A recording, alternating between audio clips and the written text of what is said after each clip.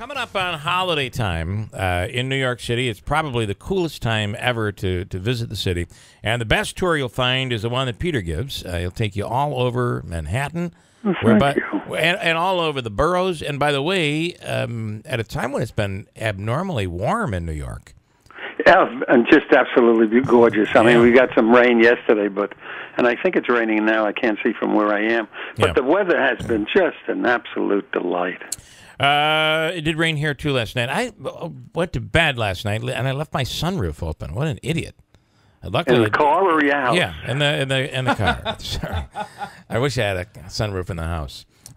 Jennifer Lopez is bidding farewell to Manhattan. Is she leaving the city altogether? She's selling her apartment, right?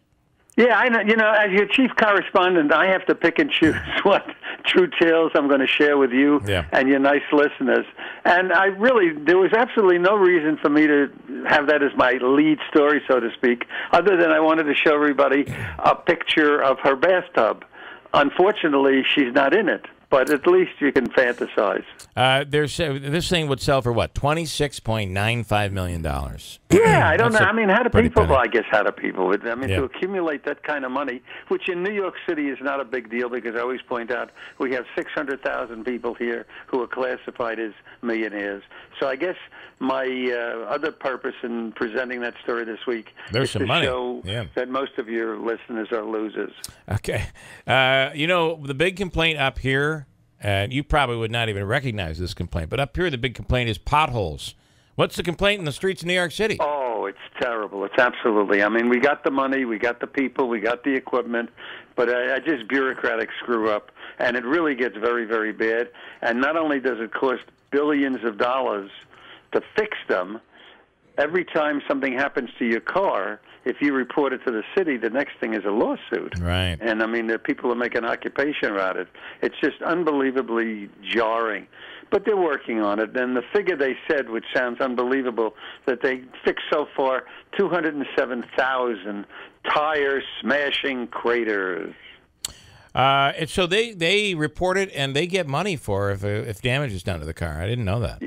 Yeah, well, but I can assure you it doesn't happen today. Probably by the time you have great-grandchildren, you'll see the color of the money. Yeah. I did want to ask you your take on the mayor, de Blasio, and Christopher Columbus and Columbus Day and the statue of Christopher Columbus. What's the feel like in New York? He stuck his nose into it because you got some Looney Tunes who want to hate Columbus for whatever he did.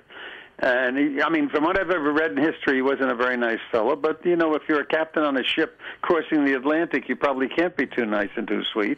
And as far as what he did to the Native Americans, well, I don't know.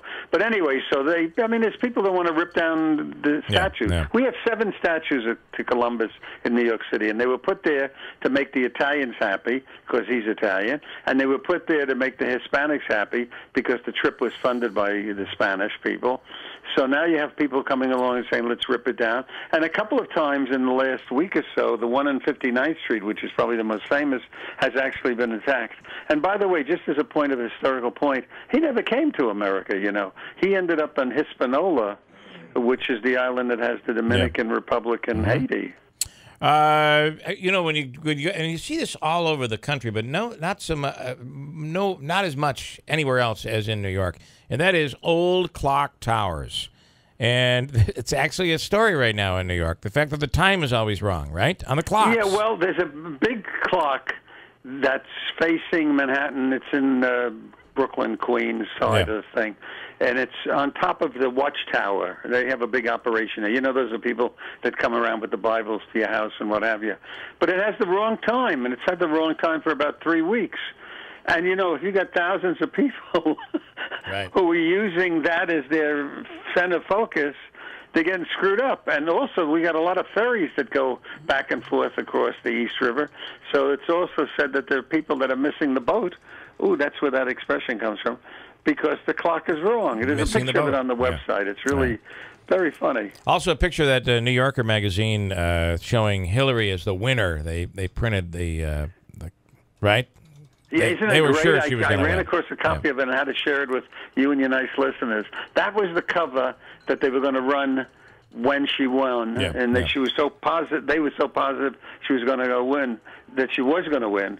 But they made the cover up. But it's an interesting thing to see. See the stuff That's on another part of my service. On his website, his service, Gabby.com. Best tour in New York City. Peter, thanks so much. We'll talk again next week. Thank you. Bye.